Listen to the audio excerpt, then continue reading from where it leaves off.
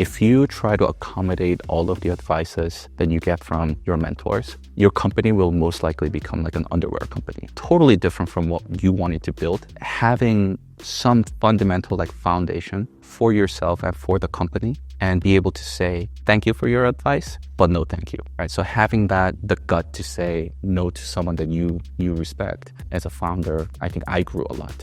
Hi, yo. My name is Jae. I'm one of the co-founders and CEO of 12 Labs. 12 Labs is an AI research and product company based here in San Francisco and Seoul. We're building video foundation models for developers and enterprises, building video-centric product. We basically build humongous AI models that can understand videos like humans, and we serve it to developers via APIs that are looking into building really powerful semantic search or classification or summarization into their products. We currently have a little over 20,000 developers that are actively using our search API. We have largest creators of the world adopting 12 Labs, as well as media, entertainment, and large sports organizations and law enforcement.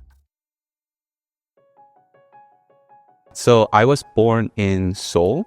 I spent about 10 years in Seoul. I had a chance to move to the States. I moved when I was 11, so went through elementary and middle school in Knoxville, Tennessee. I was able to pick up a lot of the culture and things like that. I was very interested in expanding my perspective and exploring the new world. My first experience with software engineering, or at least coding, was MATLAB. My uncle was actually getting his PhD at the University of Tennessee. So I see him kind of like plotting this distribution graphs and things like that, and which made me curious what he was doing. That's how I got into playing around with like small data sets and doing the same thing that he was doing, because I wanted to be relevant and I wanted to talk to him about a bunch of things. He probably thought what I was doing was pretty cute, which sparked my interest in learning more about how do we capture all this data and be able to create a system that can really understand the distributions of the things of the world. And it just kind of felt like if you had the understanding of that, it gives you power to predict anything. And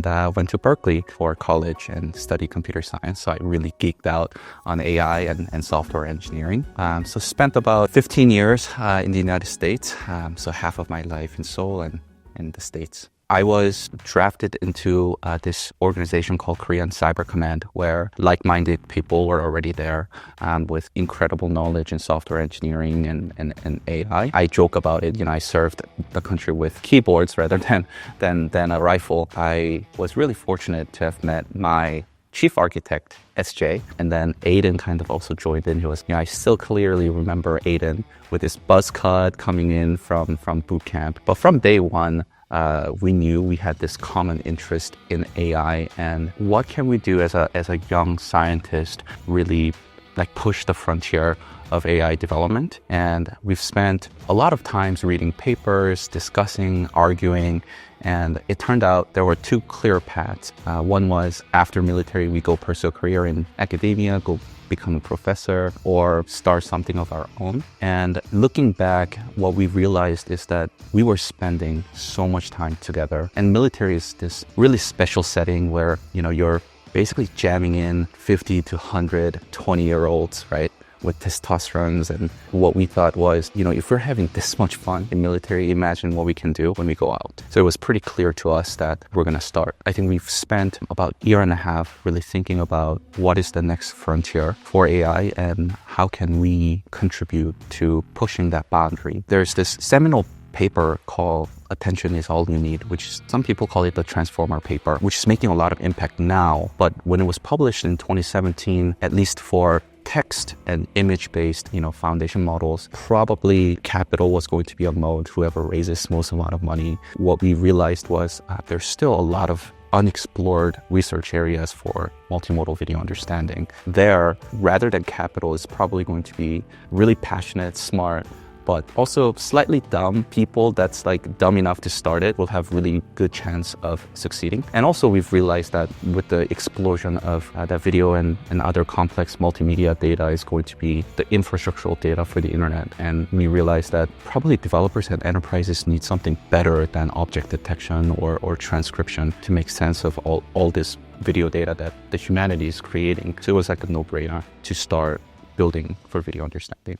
The model that 12 Labs is building, it's basically trying to map human language into whatever that's happening in video content. So if you can map precise human language to whatever that's happening within video content, that gives you this emergence capabilities like being able to search for things really well, or being able to classify things or summarize. We didn't all join the Korean Cyber Command at the same time. So SJ was already like 6 months ahead of me, and then Aiden was 6 months behind. So like, okay, we decided we're gonna start this company, but then SJ is like leaving like next year, and then I'm leaving the year after, and then Aiden's like 6 months after. So how do we do it? So it was genuinely very scary. So we had our ideas. I remember SJ was discharged on Thursday, and he came back to the military base Saturday of that week with our laptops, and he took us out. In front of our military base, there was a bagel shop called Last Bagel, and that was like our office where SJ would bring all of our laptops, and we would do our research and do some little bit of prototyping, and we did that for 6 months. And then I got discharged, and then I did the whole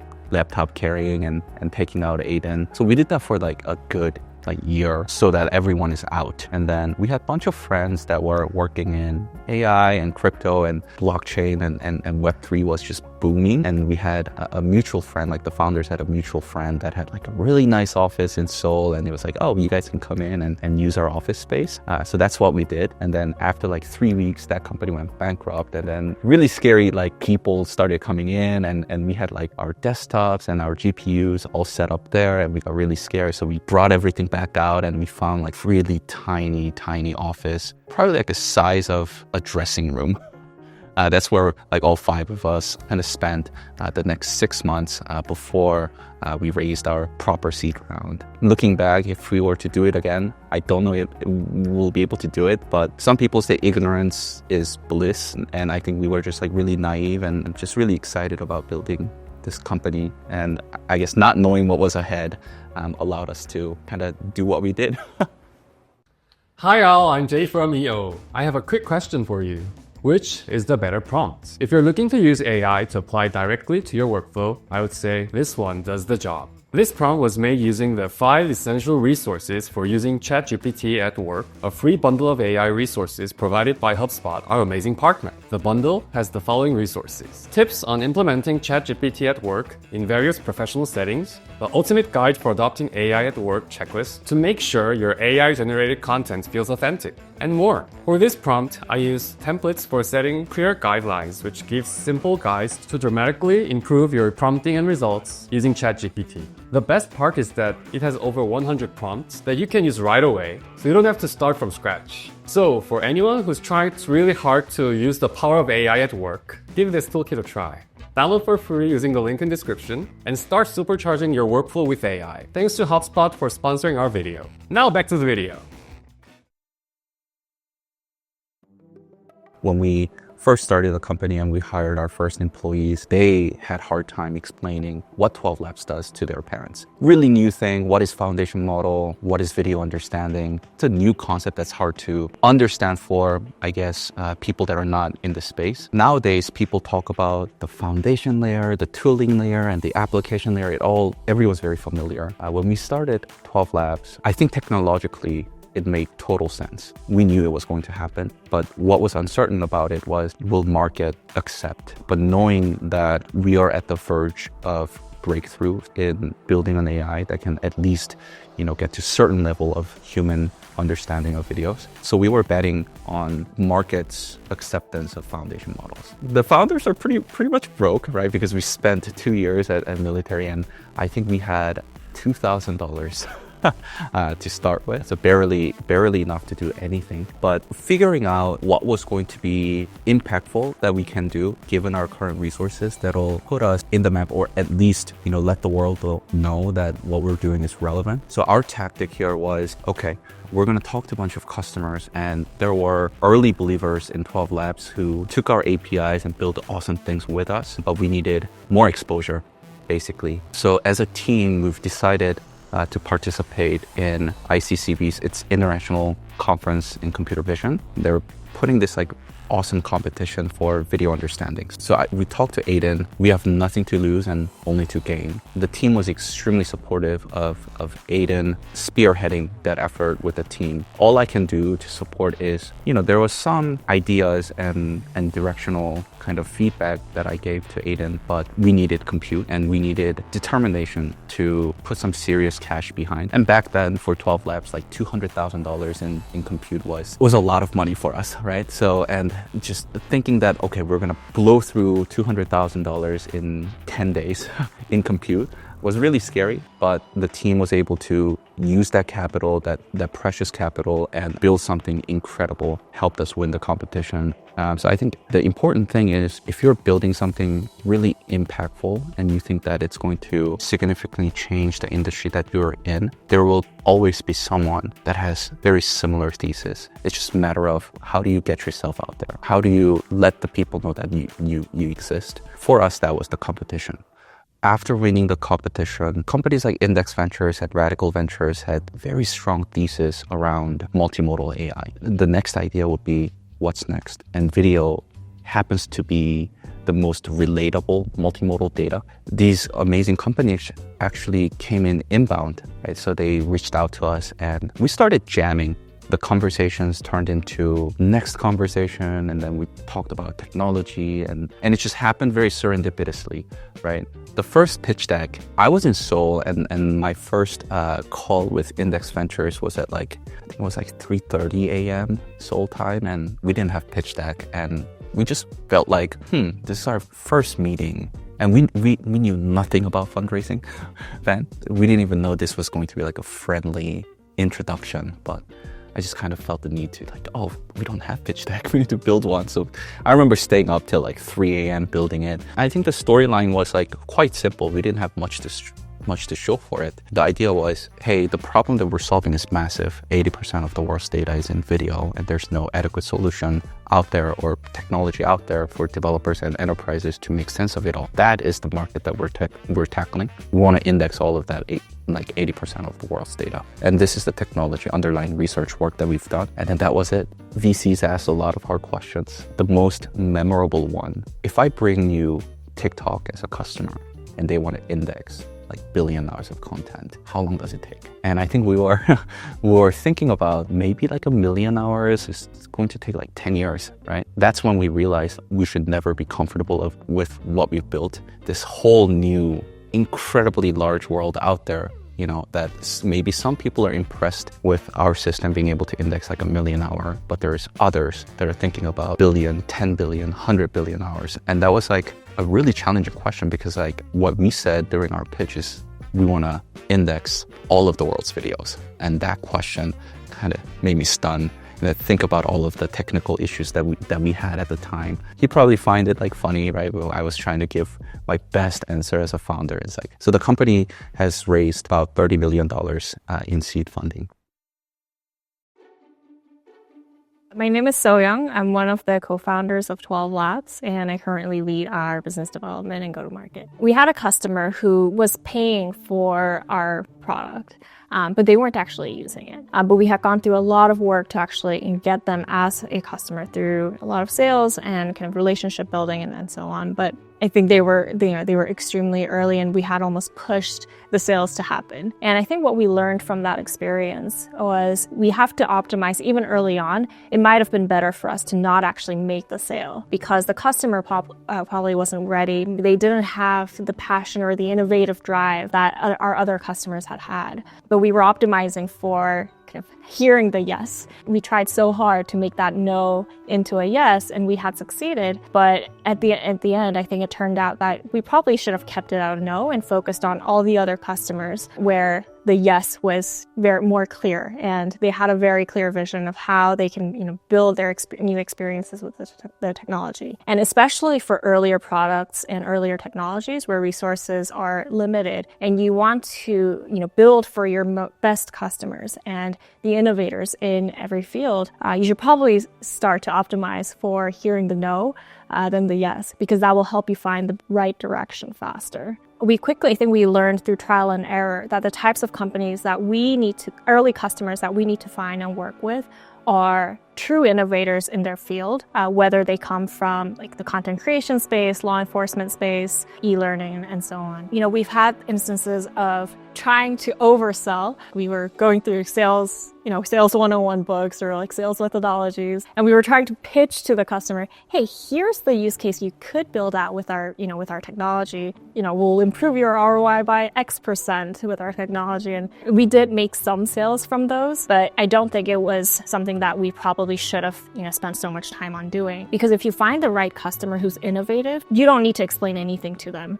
You show them a use case-based demo of, for us, it would be, we would index some videos that resemble the customers, and then we show them how you can search or you can generate text very easily, just like a person would. Had they been watching the video, they can draw out the full map of, okay, this is what I want to provide to my customers or my users.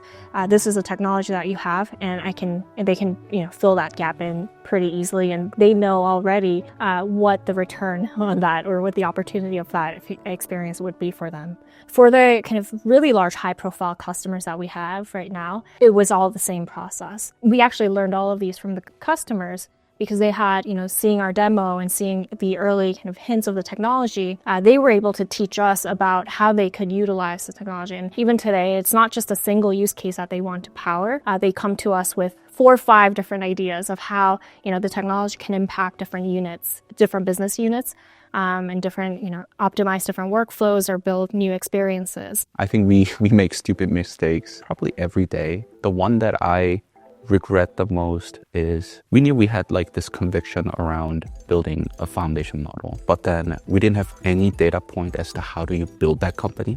And I think I blindly kind of believed that the startup mantra, like identifying a narrow problem and building a very narrow solution for it. I think we've spent a lot of early days thinking about, okay, if we have this really powerful AI that can understand videos, what do we do with it? And we know from the get-go that we wanted to serve it to developers and enterprises. But I think, we've had mentors and other founders like, oh, you should build TikTok 2.0, or you should build like YouTube 2.0, or you should build that. And I think we've spent a lot of time thinking, okay, maybe like TikTok 2.0 makes sense, or maybe like Gong 2.0, like sales call analysis. But that didn't really like excite us, because we knew like we're good at building the infrastructure and helping developers build the next thing. And that's probably the stupidest thing that we've done. It's like spending time on thinking about things that we're not excited about. As a founder and CEO, it's really hard to get distracted. If you're a first-time founder or a young founder,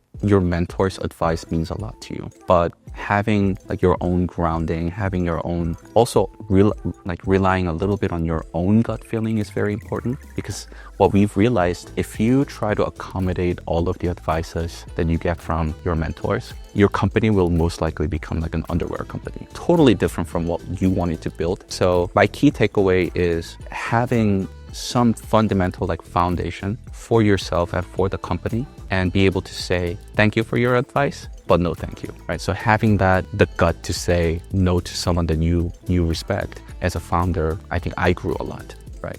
12 Labs has multi-year compute partnership with Oracle Cloud Infrastructure, where we get all of the state-of-the-art Nvidia chips. And Oracle had put together this small event for their key partners that are building foundation models for. And Aiden and I had a chance to meet with Jensen, because Jensen was at that event, and we had, I think, 5 to 10 minutes to talk about 12 Labs. And I think it seems like he has a special place in his heart about computer vision and video understanding. Is that was one of the first use cases that Nvidia chips powered. So we got to meet with like Nvidia folks from that event, and then 12 Labs was featured in Nvidia's 2023 GTC. And I think that kind of sparked other people from Nvidia to be interested in 12 Labs, and the Nvidia's venture team reached out to us. It was quite casual. We were talking about 12 Labs and the future that we're drawing and the future of multimodal video understanding. And I think the venture team also had an idea of how